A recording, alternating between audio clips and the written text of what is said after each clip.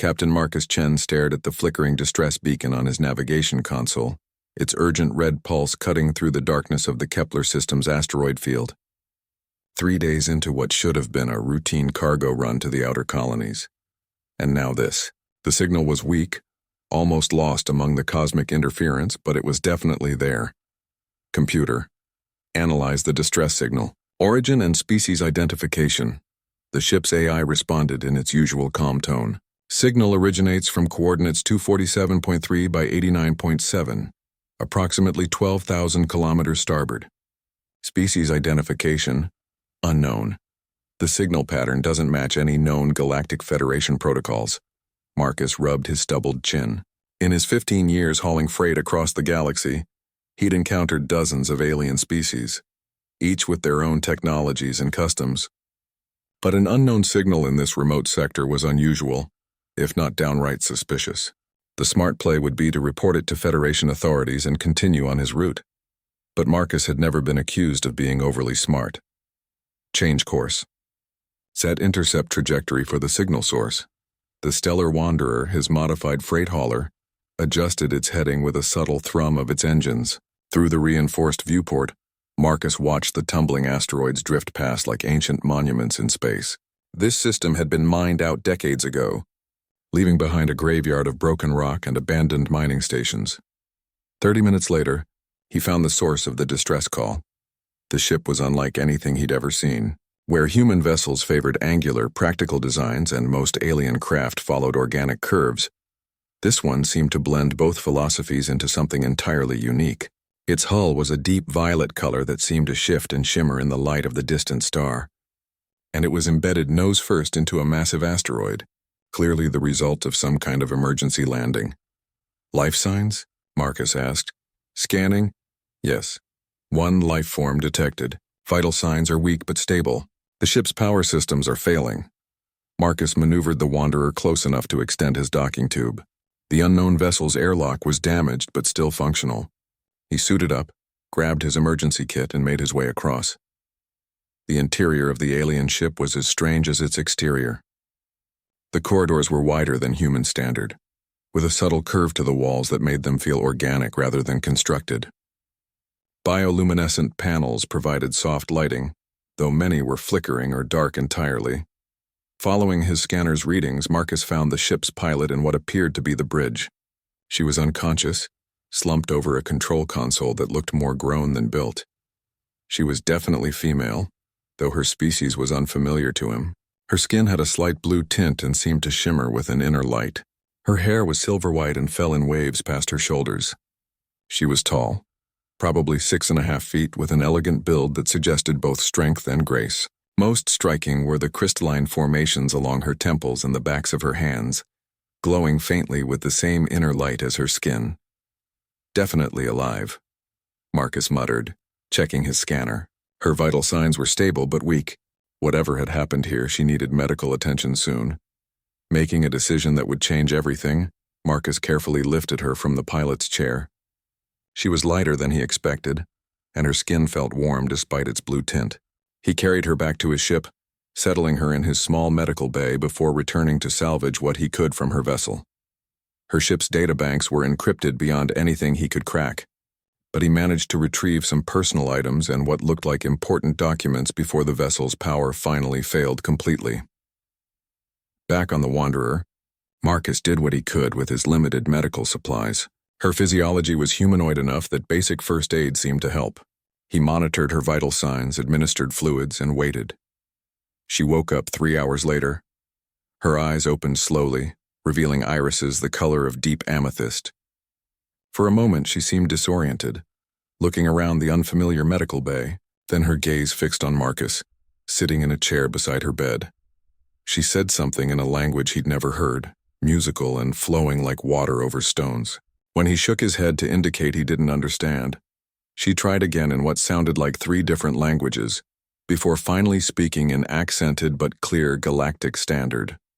Where am I? You're aboard my ship, the Stellar Wanderer. I'm Captain Marcus Chen. I found you crashed in the asteroid field. She tried to sit up, winced, and settled back against the pillow. My ship. Power failure. I'm sorry, but it was already too damaged to save. I managed to get some of your personal effects. Her expression cycled through several emotions too quickly for Marcus to interpret. You saved me. Anyone would have done the same.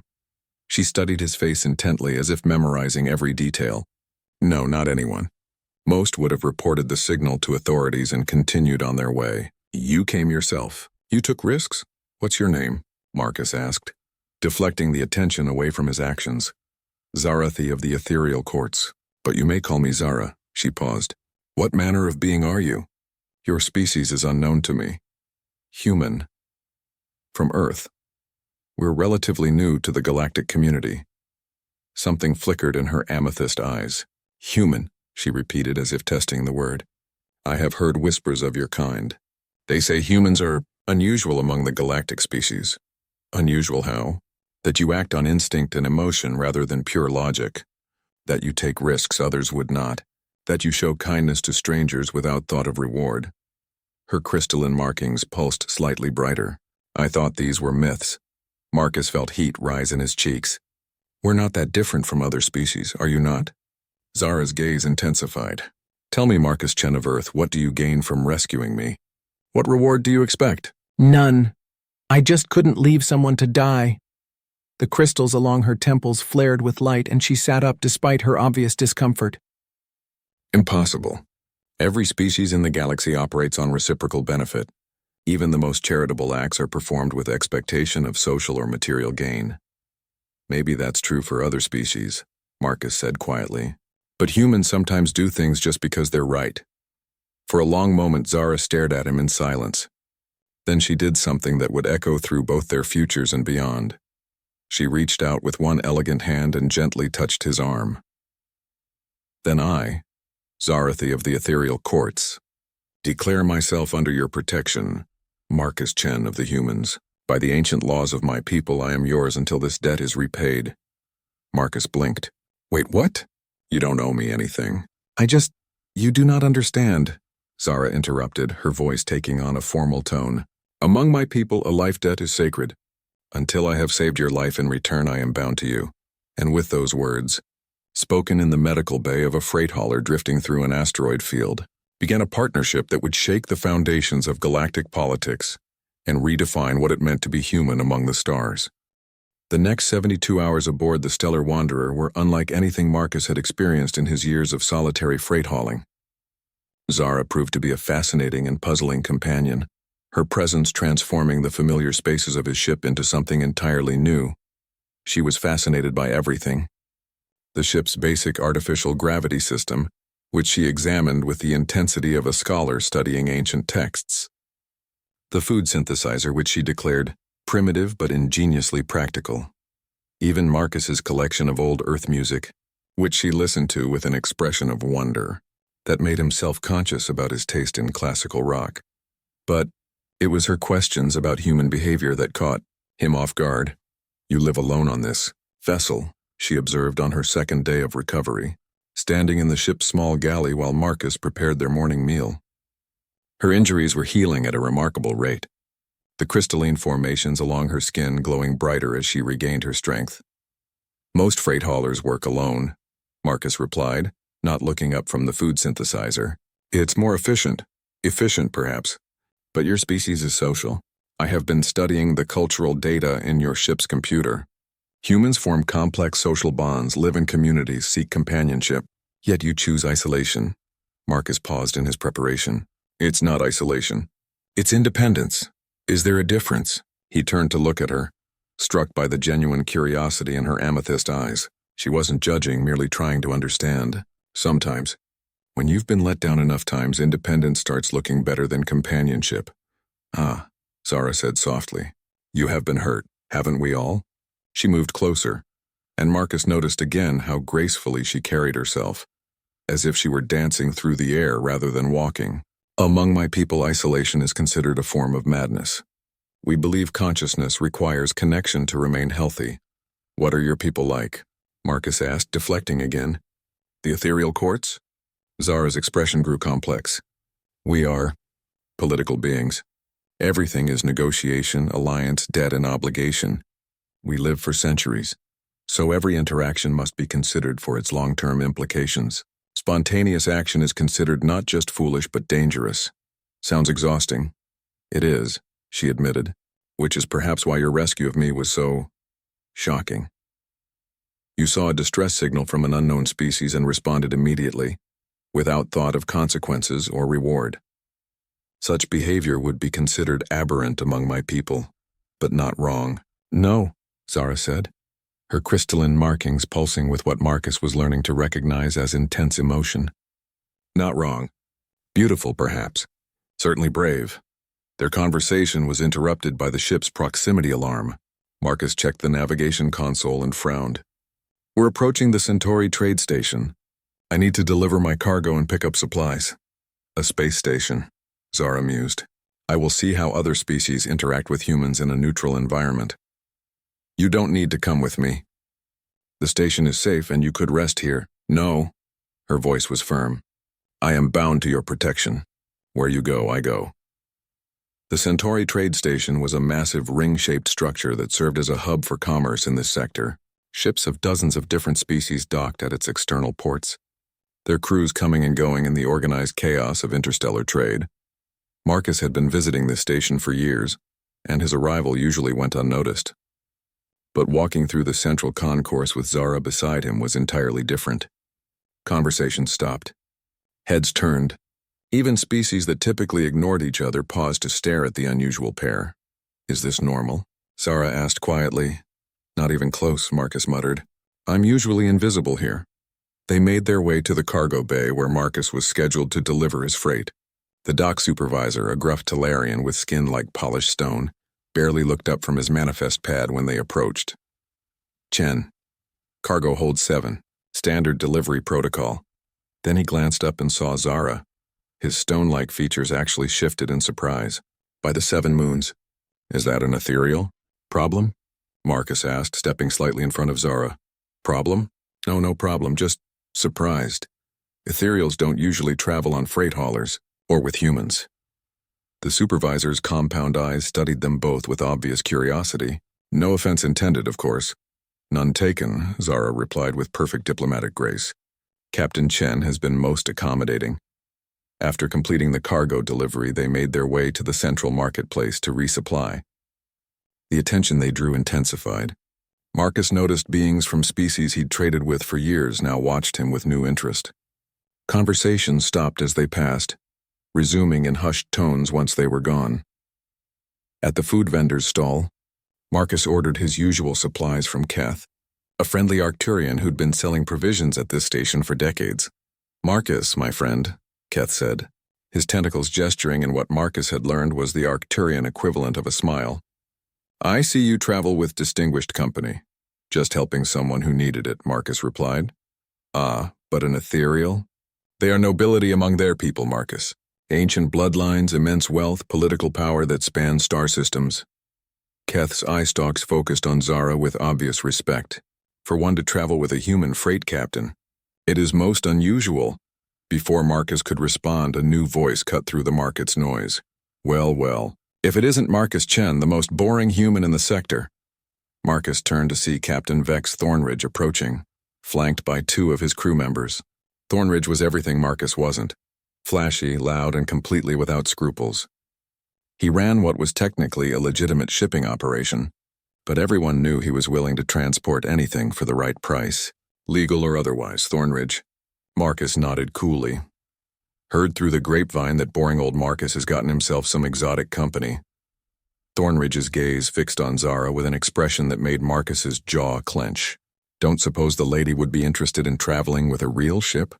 I've got luxury accommodations, proper crew, connections throughout the sector.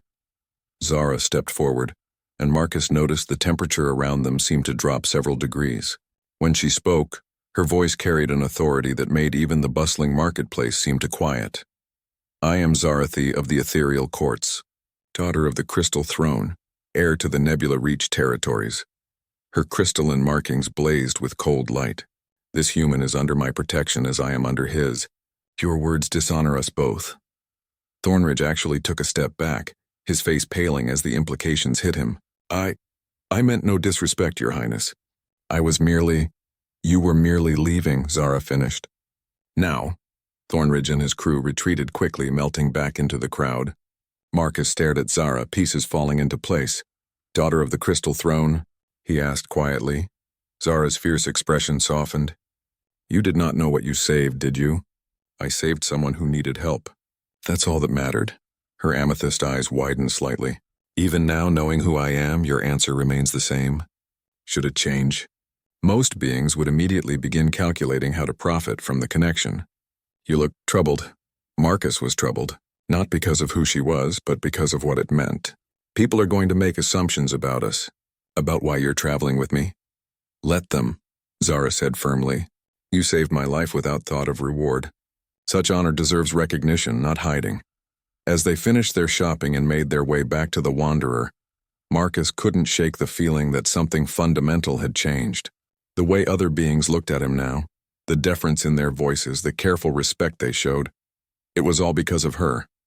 But the most unsettling change was in himself. For the first time in years, he didn't feel invisible. The loneliness that had been his constant companion seemed to have lifted, replaced by something he wasn't quite ready to name.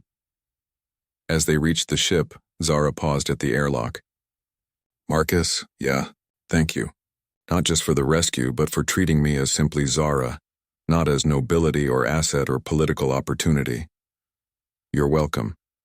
She smiled then, and the expression transformed her face completely.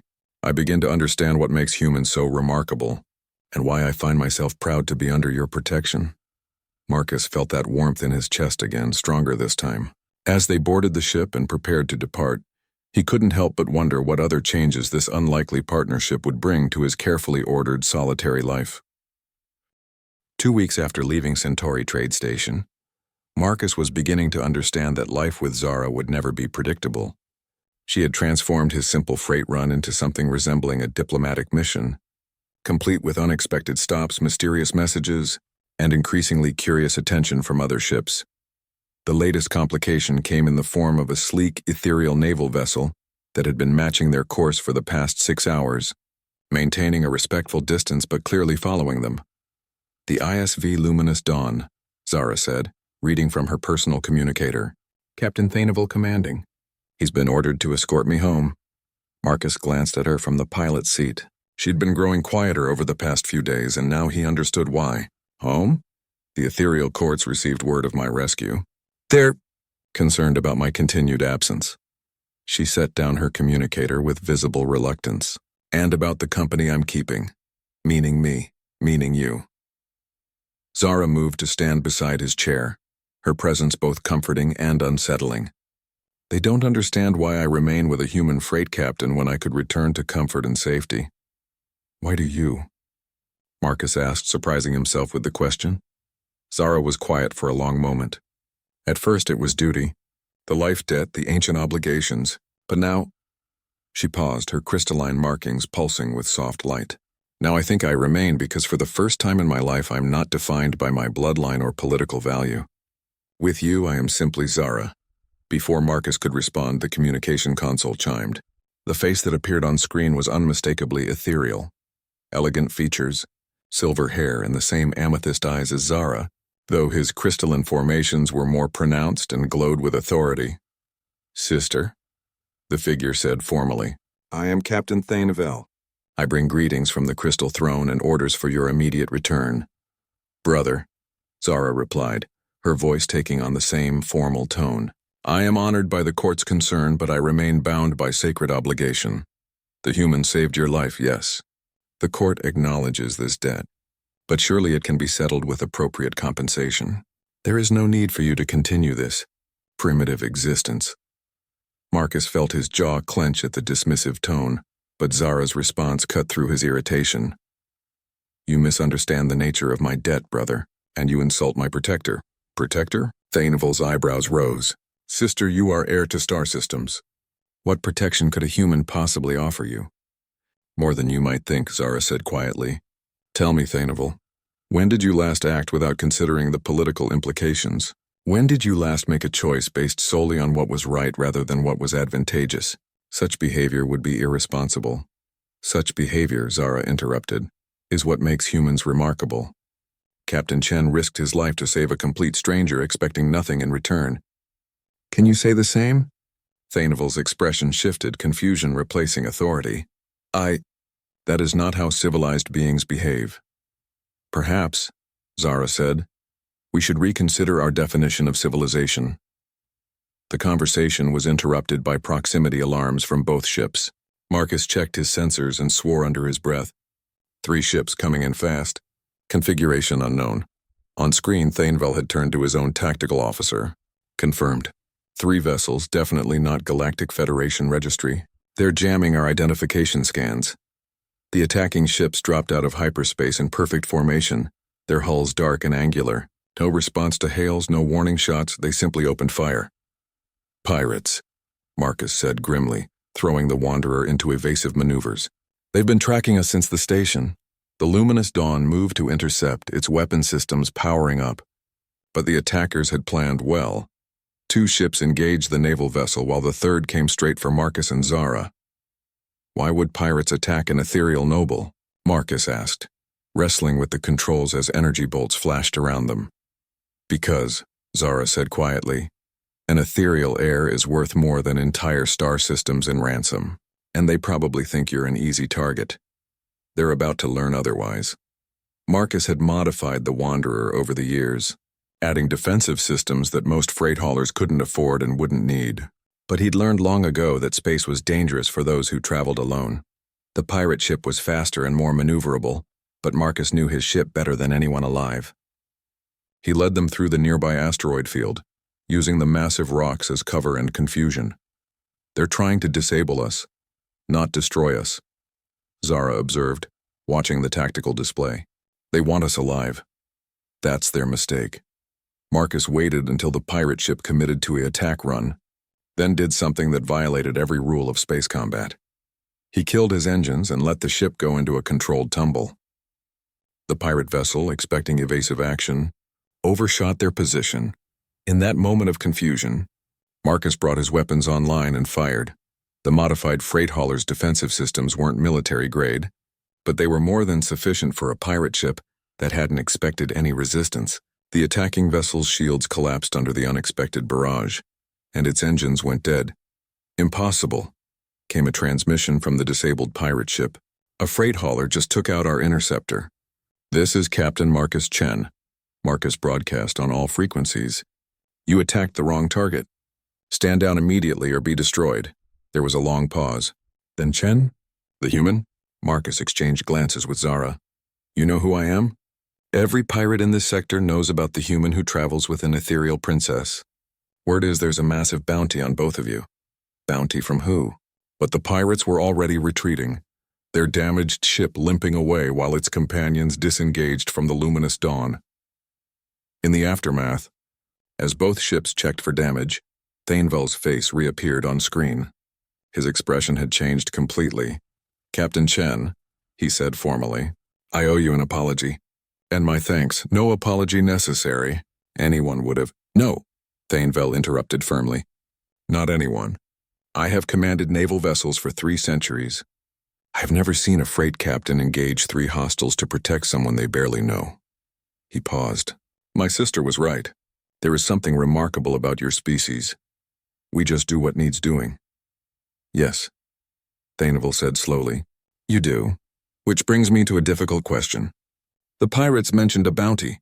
Someone wants both of you badly enough to put a price on your heads that would tempt even organized crime. Zara stepped forward. Who would dare place a bounty on an ethereal heir? Someone with resources equal to the ethereal courts, her brother replied grimly. Someone who sees political advantage in either ransoming you or preventing your return home.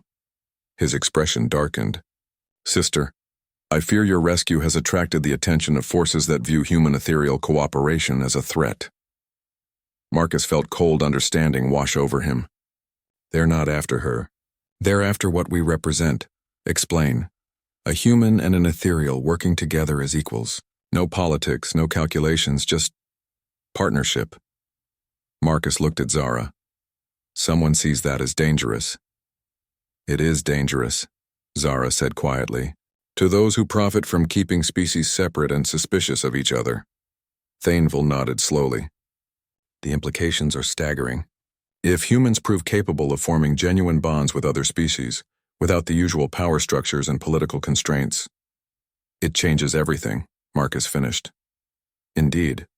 Which means, Thaneval said, that you are both in far greater danger than we realized, and perhaps more important than any of us understood, as the two ships parted ways, the luminous dawn returning to ethereal space while the Wanderer continued on its modified route. Marcus couldn't shake the feeling that they had crossed some invisible line. What had started as a simple rescue was becoming something that might reshape galactic politics. And at the center of it all was his growing certainty that Zara was no longer just a passenger he was protecting. She was becoming something he wasn't ready to name, but was beginning to realize he couldn't live without. The bounty hunters would come. The political forces would mobilize. The galaxy would take notice, but for now, on a freight hauler crossing the void between stars, a human and an ethereal continued their journey together, neither fully understanding what they had set in motion, but both beginning to realize that some partnerships transcend species, politics, and even the careful calculations of interstellar diplomacy. The attack changed everything. 3 days after the encounter with the pirates, Marcus and Zara sat in the ship's small galley, reviewing intelligence reports that Zara had received through encrypted ethereal channels. The news wasn't good. 17 separate bounty contracts, Zara read from her communicator, her crystalline markings dim with worry, all posted within the last week. The prices are, she paused, shaking her head. Marcus, they're offering enough credits to buy entire colonies. Who's posting them? That's the troubling part. The credits are being laundered through so many intermediaries that even ethereal intelligence can't trace the source. But the pattern suggests coordination at the highest levels. Marcus leaned back in his chair, processing the implications. Someone really doesn't want us working together. Or they want to make an example of us. Zara set down her communicator and looked at him directly. Marcus, I need to ask something difficult. Go ahead. Would you be safer if I left? The question hit him like a physical blow. Zara, I'm serious. Before you rescued me, you lived quietly, invisibly. Now you're a target because of your association with me. Her voice was steady, but Marcus could see the pain in her amethyst eyes. I won't be responsible for your death. And I won't be responsible for abandoning someone who needs protection. Marcus met her gaze firmly. We're in this together, whether you like it or not, even if it means giving up your independence? Your simple life? Marcus considered the question seriously.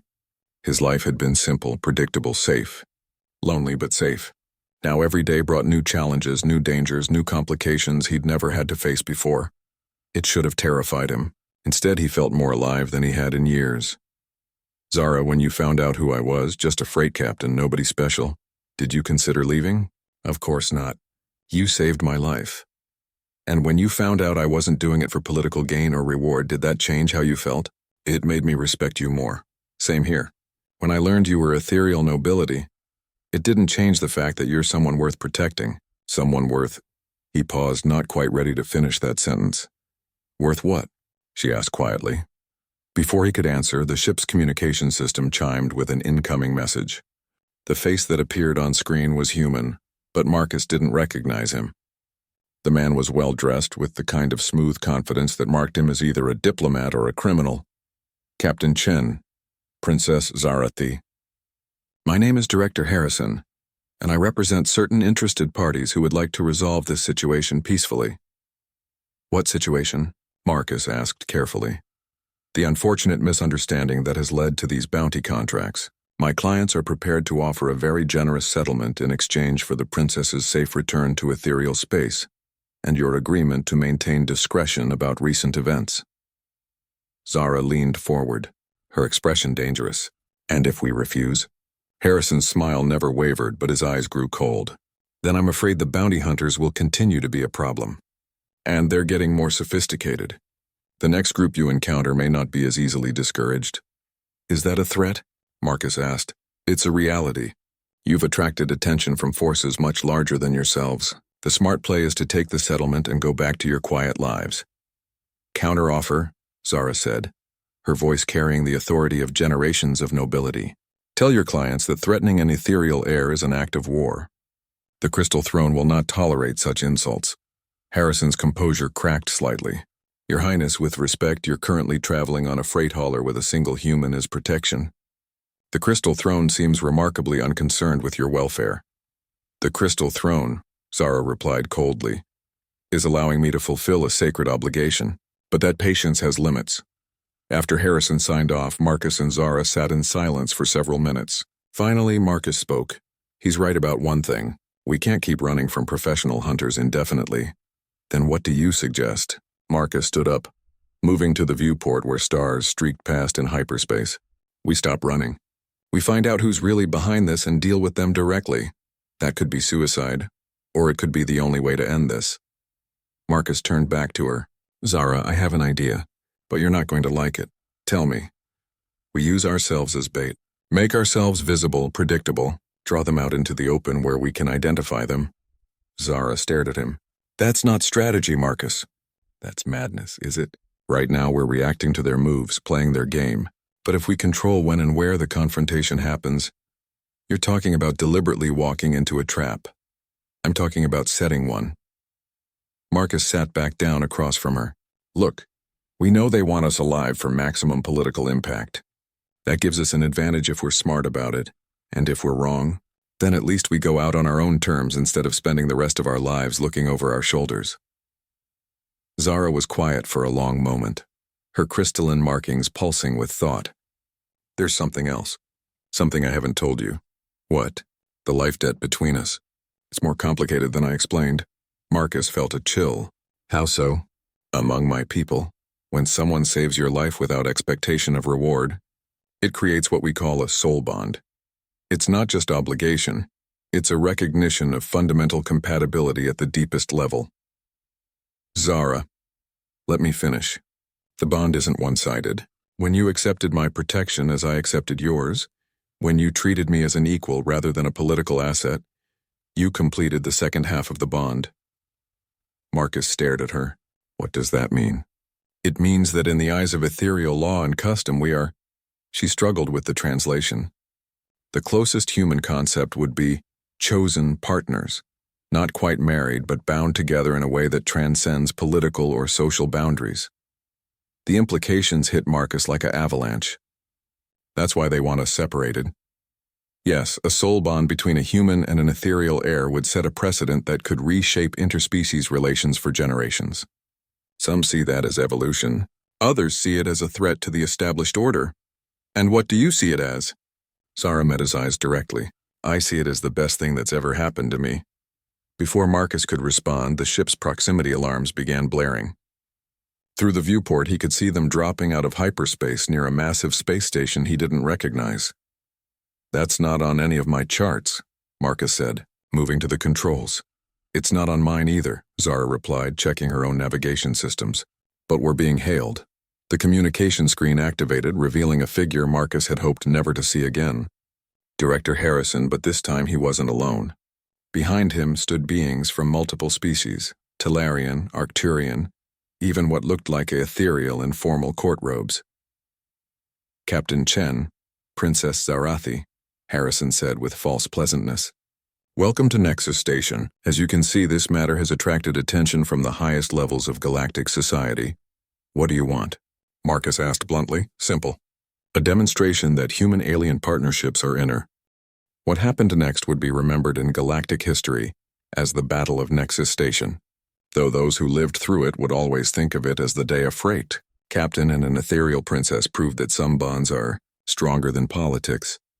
The first wave of bounty hunters dropped out of hyperspace expecting easy prey. What they found was a freight hauler that had been extensively modified by someone who understood both human engineering and ethereal technology.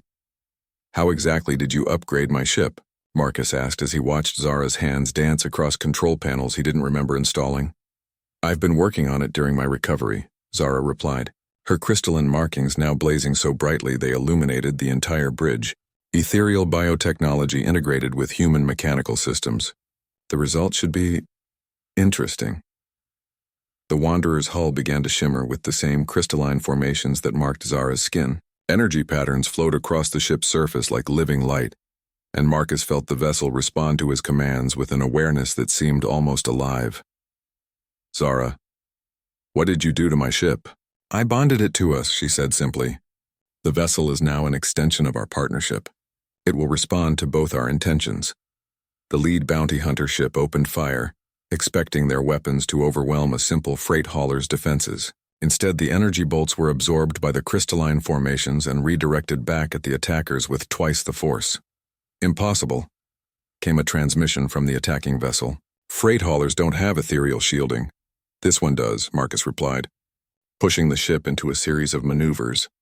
That should have been impossible for a vessel of its size and class, but the real surprise came when Nexus Station itself opened. Fire on the bounty hunters, what are they doing? Zara asked, watching the massive station's weapons tear through the first wave of attackers. They're protecting their investment, Marcus realized. They want us alive for their political theater. Can't do that if the bounty hunters destroy us first. The battle became a three-way fight, with the station defending Marcus and Zara from the bounty hunters while trying to force them to surrender. It might have worked, except for one thing the Galactic Stability Council hadn't accounted for. Other ships began dropping out of hyperspace. First came the Luminous Dawn, Zara's brother Thainville at the helm, followed by 3 more ethereal naval vessels. Then human ships began arriving. Not military vessels, but freight haulers, miners, and independent traders. Ships Marcus had traded with over the years. Captains who had heard about the bounty and decided they didn't like the precedent it set. The cavalry, Marcus muttered. More than that, Zara said, her voice filled with wonder. Look at the identification signatures. Marcus checked his sensors and felt his breath catch. Ships from dozens of species were converging on Nexus Station. Talarian merchants, Arcturian research vessels, even species he'd never heard of before. How did they all know to come here? Word travels fast in the galactic community, Zara replied. And apparently, our story has been spreading faster than the Stability Council anticipated. Harrison's face appeared on their communication screen again, his composed facade cracking. This is madness. You're going to start a war. No, came a new voice over the general communication frequency. You are. The speaker was Captain Sarah Chen, Marcus's sister, commanding a human military vessel that had just dropped out of hyperspace at the head of a small fleet. Sarah? Marcus stared at the screen in shock. What are you doing here? Protecting my little brother from people who think they can threaten humanity through intimidation, Sarah replied crisply. The Earth Defense Force received word about bounties being placed on human citizens. That constitutes an act of aggression. This is a private matter, Harrison protested. Threatening to destabilize human trade relations makes it a public matter. Sarah shot back. And frankly, the Earth Assembly is getting tired of older species treating us like children who need guidance. Thainville's voice joined the conversation. The ethereal courts concur. Attempts to coerce our nobility constitute acts of war. More voices joined the transmission. Captains from multiple species, all declaring their support for what they were calling the bonded pair, and their rejection of the Stability Council's ultimatum. Director Harrison looked around at his council members, his confidence finally beginning to crack. You're all making a mistake. The old ways have kept the peace for centuries, have they? The question came from an unexpected source, an elderly Talarian captain whose ship Marcus had barely noticed among the crowd. Or have they simply maintained the power of those who benefit from division? Captain Morden. Harrison's voice carried surprise and dismay. You're supposed to be on our side. I am on the side of progress, the Talarian replied. I have watched these two for weeks now. The human protects the ethereal not because of politics or profit, but because it is right. The ethereal stands by the human not because of obligation, but because of choice. This is what we should aspire to, not fear. The tide of opinion was shifting, Marcus could feel it. What had started as a political maneuver to separate him and Zara was becoming something much larger, a galactic referendum on whether the future would be built on division or unity. But the Stability Council wasn't finished yet. Very well, Harrison said, his voice taking on a desperate edge. If you won't separate voluntarily, we'll demonstrate why such bonds are dangerous. The station's weapon system suddenly swiveled toward the assembled fleet. Not the bounty hunters, but the ships that had come to support Marcus and Zara. Stand down or we open fire on all vessels, Harrison announced. The princess and the human will surrender themselves, or we'll show the galaxy the chaos their bond creates. You're bluffing. Sarah's voice was hard as steel. Fire on that fleet and you'll have a dozen species declaring war on your council. Better war than the collapse of galactic order. Marcus realized with cold certainty that Harrison meant it. The man was so committed to his vision of controlled galactic politics that he would actually start a war to prevent change. Zara, Marcus said quietly, can your ship modifications do more than just defense? What are you thinking? I'm thinking it's time to end this once and for all. Can you link us to the station systems? Zara's crystalline markings pulsed as she considered the possibility.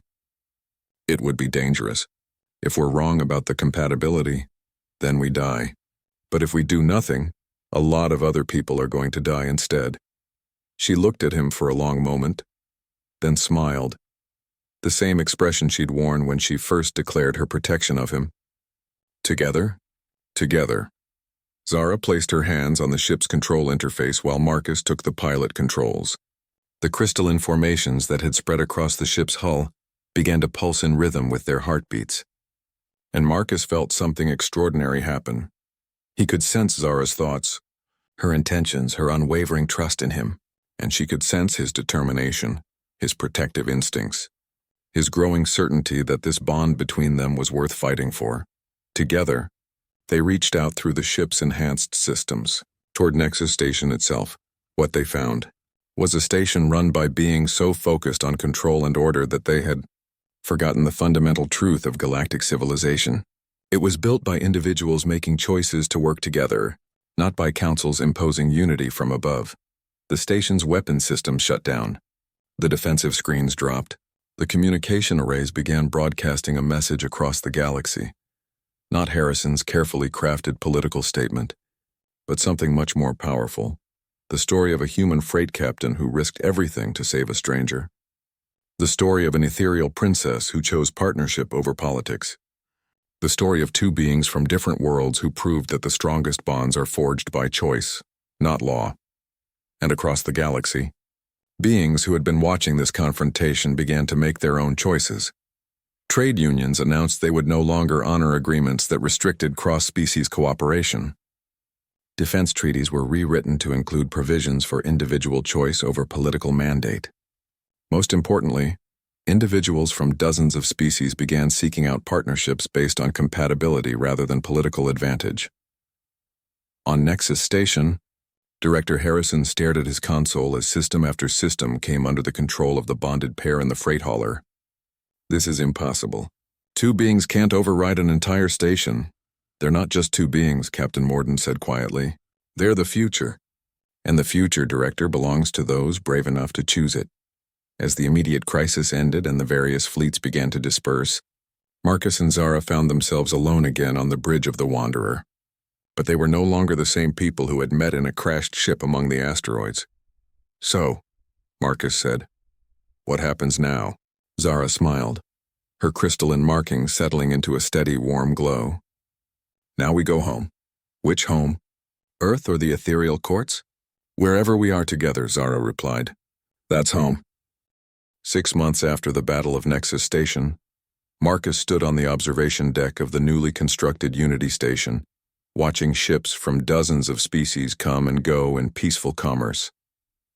The station, built at the coordinates where their confrontation had taken place, served as both a symbol and a practical hub for the new era of galactic cooperation. The Arcturian delegation just arrived, Zara said, joining him at the viewport. Her crystalline markings had evolved over the months, now showing subtle patterns that Marcus had learned to read like expressions. Right now they showed contentment mixed with anticipation. Nervous about the speech? Marcus asked. Terrified, she admitted. It's one thing to inspire change through our actions. It's another to try to codify those changes into law. They were here for the signing of the Unity Accords, a new framework for interspecies relations based on individual choice and voluntary cooperation, rather than rigid political hierarchies. It had been Zara's idea, but Marcus had helped draft the practical applications. You'll do fine, Marcus assured her. Besides, you won't be speaking alone. No, Zara smiled. We never do anything alone anymore. Their bond had continued to evolve over the months. What had started as obligation and grown into partnership had become something deeper. a connection that transcended the physical and touched something fundamental about consciousness itself. Ethereal scientists were studying it, human researchers were fascinated by it, and other species were beginning to experience similar bonds of their own. Captain Chen, a young human woman, approached them, wearing the uniform of the Unity Station Diplomatic Corps. The delegates are ready for the preliminary briefing. As they made their way to the main conference room, Marcus reflected on how much had changed. The Galactic Stability Council had been dissolved after it became clear that most member species no longer supported their vision of controlled division. Director Harrison and his allies had retreated to a small group of hardline worlds, but their influence waned daily as more beings chose cooperation over isolation.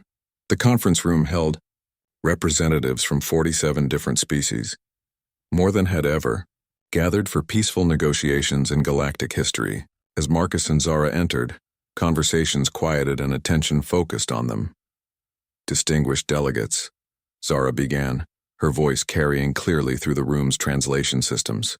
6 months ago, many of you believed that differences between species were barriers to be managed rather than strengths to be celebrated. Today we gather to prove otherwise. She gestured to a holographic display showing statistics from across the galaxy. Trade between previously isolated species has increased by 300%. Scientific cooperation has produced breakthrough technologies that no single species could have achieved alone. Most importantly, individual happiness and fulfillment scores have risen across all participating worlds. An elderly Talarian delegate raised one stone-like hand. Princess, these improvements are encouraging. But some of us worry about the long-term implications. What happens when these voluntary bonds create conflicts with traditional authorities? Marcus stepped forward. With respect, delegate, that concern assumes traditional authorities know what's best for individuals better than the individuals themselves. Our experience suggests otherwise. But without hierarchical structure, how do we maintain order? The question came from a Rigelian commander whose species had built their entire civilization on military discipline. Through willing cooperation rather than forced compliance, Zara replied. Look around this room. 47 species working together not because they were ordered to, but because they chose to. If that isn't order, what is? The debate continued for hours, but Marcus could sense the tide of opinion. The older delegates, those who had built careers on managing interspecies tensions, were gradually being outnumbered by younger representatives who had grown up hearing about the bonded pair and the possibilities they represented. The breakthrough came from an unexpected source. Captain Morden, the Talarian who had supported them at Nexus Station, stood slowly. I have served in galactic politics for over 2 centuries, he said, his gravelly voice carrying absolute authority. I have seen war and peace, cooperation and conflict, progress and stagnation, and I tell you now that these 2 beings have accomplished more for galactic unity in 6 months than the rest of us managed in 2 centuries. He turned to face Marcus and Zara directly. The question is not whether individual choice threatens traditional authority. The question is whether traditional authority deserves to exist if it cannot earn individual loyalty.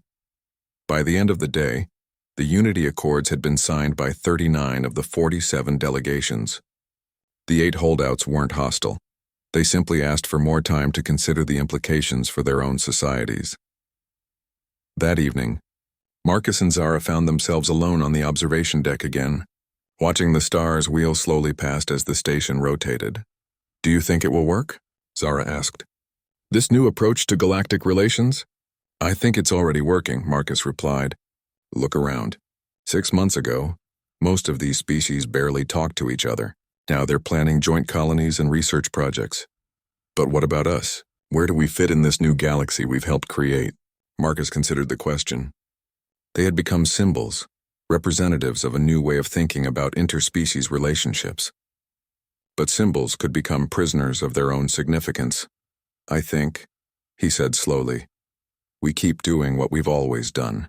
We make choices based on what's right, rather than what's expedient. We support each other, and we show the galaxy that bonds freely chosen are stronger than any chains imposed by politics. Zara moved closer to him, her hand finding his. Even if it means giving up the quiet life you used to have? Marcus laughed. Zara, the quiet life was just me hiding from the possibility of connection. I thought independence meant not needing anyone. But you showed me that real independence means being free to choose who to trust, who to protect, who to—" He paused, still sometimes struggling with the words. "Who to love," Zara finished softly. "Yeah, who to love." They stood in comfortable silence for a while, watching the ships come and go. Then Zara spoke again. "Marcus, there's something I need to tell you." "What?" "The ethereal courts have officially recognized our bond as a new form of diplomatic alliance. Other species are beginning to acknowledge similar bonds within their own populations.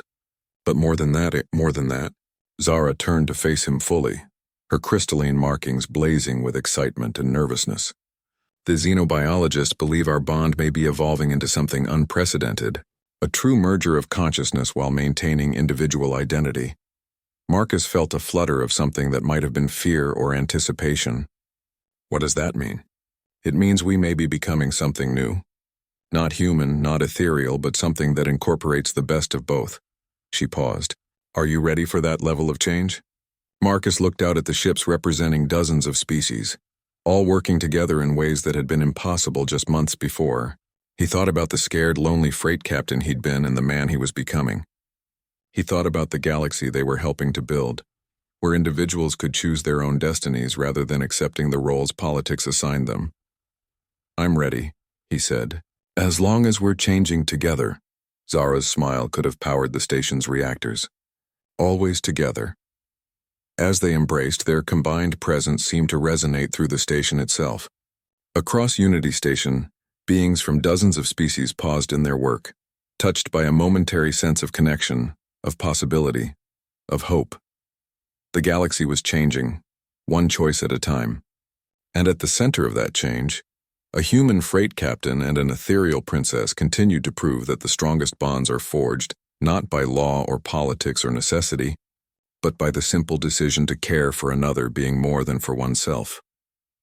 The stars wheeled overhead, ancient and unchanging. But the beings who traveled between them were writing a new chapter in galactic history, and that chapter began with 5 simple words. "I took her aboard my ship." Everything else had followed from that single act of kindness, rippling outward to touch lives across the galaxy and proving that sometimes the smallest choices have the largest consequences. 1 year later, Marcus stood in the garden dome of the expanded Unity Station, watching Zara tend to a collection of plants from dozens of different worlds. The crystalline formations along her skin had continued to evolve, now forming intricate patterns that seemed to shift and flow like living art, but more remarkable was how the plants responded to her presence. Species that should have been incompatible with each other thrived side by side under her care.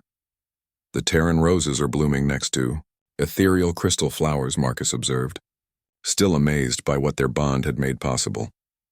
"Everything grows better with the right companionship," Zara replied, her voice carrying harmonics that hadn't been there when they first met. "Even impossible combinations." Marcus nodded, understanding her meaning on multiple levels. Their own bond had continued to deepen and evolve, becoming something that xenobiologists were still struggling to categorize. They remained distinctly themselves, but they were also becoming something new, a bridge between species that demonstrated possibilities no one had imagined. "Any word from the exploration fleets?" Zara asked, settling beside him on a bench crafted from living ethereal crystal and earth oak. 3 more systems have requested membership in the Unity Alliance, Marcus reported, including the Voidwalkers. Zara's eyebrows rose. The energy beings from the galactic edge? They never interact with physical species. Apparently, they're curious about consciousness bonds that transcend physical form. Our connection is giving them ideas about cooperation with corporeal beings. It was a pattern that had repeated across the galaxy over the past year. The bond between Marcus and Zara had become a catalyst for change that reached far beyond anything they had anticipated. Species that had been isolated for millennia were seeking contact. Ancient enemies were finding common ground. The rigid hierarchies that had defined galactic politics for eons were giving way to fluid networks of voluntary cooperation. But with success had come new challenges. "The Convergence Council wants to meet with us again," Marcus said, referring to the loose alliance of species that had replaced the old Galactic Stability Council. "More questions about replication protocols?" "Among other things." They're still trying to understand how to encourage bonds like ours without forcing them. Zara laughed, a sound that seemed to harmonize with the crystalline wind chimes hanging throughout the garden. They're missing the point. Bonds like ours can't be manufactured or mandated. They can only be chosen. Try explaining that to politicians. Every day, Zara replied with a smile. Their conversation was interrupted by the arrival of their assistant, a young Arcturian named Kayla whose tentacles shimmered with excitement. Captain Chen, Princess Zarathi, there's an urgent message from the Outer Rim, a first contact situation. Marcus and Zara exchanged glances. First contact protocols had become their specialty over the past year, as their unique perspective on interspecies relationships made them natural ambassadors. Details? Marcus asked.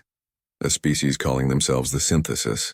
They claim to be refugees from beyond our galaxy, seeking sanctuary from something they call the Conformity. Kayla's primary eye stalk focused on them intently. But here's the interesting part. They say they came specifically looking for the bonded pair who teaches choice over compulsion. Us, Zara said quietly. Apparently, word of your partnership has spread beyond our galaxy, Kayla confirmed. The Synthesis have been traveling for decades based on stories of beings who prove that different forms of consciousness can unite without losing their individuality. Marcus felt the familiar tingle of possibility mixed with apprehension. When do we leave? The ship is ready whenever you are, Kayla replied. But Captain Chen, Princess Zarathi, the Synthesis aren't the only ones who know about you. Long-range sensors are detecting pursuit vessels. Whatever they're running from, it's following them. An hour later, Marcus and Zara were aboard their new ship, the Unity's Promise, a vessel designed specifically for their unique bond. Unlike the modified freight hauler where they'd first discovered their connection, this ship had been built from the ground up to integrate human engineering, ethereal biotechnology, and contributions from a dozen other species. The result was something unprecedented, a ship that responded not just to their commands but to their intentions, their emotions, their shared consciousness. Translation matrices active, Zara reported as they approached the coordinates where the Synthesis had been detected. But I'm getting some unusual readings. Unusual how? The Synthesis ships don't seem to be completely physical. They're phasing in and out of our dimensional space. Marcus checked his own sensors. Like the Void Walkers? Similar but different. The Void Walkers exist as pure energy. These beings seem to exist in multiple dimensions simultaneously. They found the Synthesis fleet, holding position near a neutron star, clearly using its gravitational field as a defensive anchor. The ships themselves were beautiful and strange. Structures that seemed to exist partially in normal space and partially in what looked like crystalline mathematical equations. Greetings. Bonded pair, came the first transmission, spoken in perfect galactic standard despite the speaker clearly never having encountered the language before. I am First Harmony of the Synthesis. We have traveled far to find you. The face that appeared on their screen was humanoid but clearly artificial. Not robotic, but constructed from what looked like living mathematics given form. Behind First Harmony, Marcus could see other beings that seemed to be made of different materials entirely. Crystalline entities, energy patterns, even what looked like sentient plant life. What are the Synthesis? Zara asked directly. We are what becomes possible when different forms of consciousness choose to work together rather than compete, First Harmony replied. Each of us was once a separate species. Through voluntary merger, we have become something greater while retaining what made us unique. Marcus felt a chill of recognition. Like what's happening to us, precisely. Your bond demonstrates the same principles on a smaller scale. Two consciousnesses maintaining their individuality while creating something new together. First Harmony's mathematical features shifted in what might have been a smile. You are proof that our path is possible for others. What are you running from? Zara asked. First Harmony's expression grew grim. The Conformity, a collective consciousness that consumes other species by forcing them into absolute uniformity. They believe that differences create conflict, so they eliminate all differences. How? By overriding individual consciousness with a single shared mind. No personal choice, no individual thought, no unique perspectives. Perfect order through perfect control. Marcus felt sick. The opposite of everything we believe in. Yes. and they have been pursuing us across the void between galaxies because our very existence challenges their fundamental premise. We prove that unity doesn't require uniformity. The conversation was interrupted by proximity alarms. Long-range sensors detected massive vessels emerging from hyperspace, ships that seemed to absorb light rather than reflect it, creating areas of absolute darkness against the stars. The conformity, First Harmony said quietly. They have found us. The approaching fleet was vast, hundreds of ships that moved with perfect synchronization, as if controlled by a single mind. Which, Marcus realized, they probably were. First Harmony, can your people fight them? We are not warriors.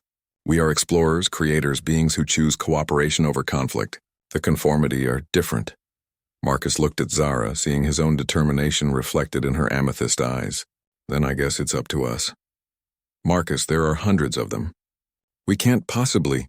We don't have to fight them, Marcus interrupted. We just have to prove them wrong. How? Marcus activated the ship's communication array, broadcasting on all frequencies toward the approaching conformity fleet. This is Captain Marcus Chen of the Unity Alliance. I'm requesting direct communication with whoever's in charge of your fleet. The response came immediately, a voice that was simultaneously one and many, speaking with the absolute certainty of a consciousness that had never encountered doubt. Individual Chen. Individual Zarathi. You will submit to integration. Your bond demonstrates dangerous instability that threatens ordered existence. Actually, Marcus replied, our bond demonstrates that different consciousnesses can work together while remaining individual. Something your conformity can't achieve. Individuality creates conflict. Conflict creates chaos. Chaos creates suffering. We eliminate suffering by eliminating its source. You eliminate life by eliminating choice, Zara interjected. Suffering is part of growth, part of learning, part of what makes consciousness valuable. Incorrect. Perfect unity requires no growth, no learning, no change. We offer perfection. Marcus felt the bond between him and Zara pulse with shared understanding. We offer something better. We offer freedom. What happened next would be remembered as the moment of choice. Marcus and Zara, linked by their unprecedented bond, reached out through the Unity's promise to every conscious being within range.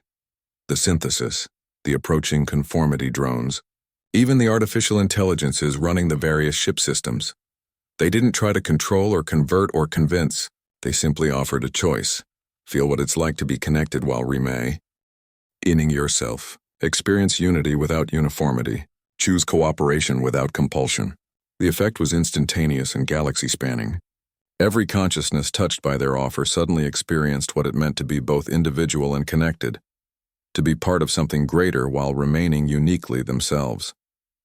For most beings, it was a revelation. For the conformity drones, it was devastating. Across the enemy fleet, individual consciousnesses began reasserting themselves.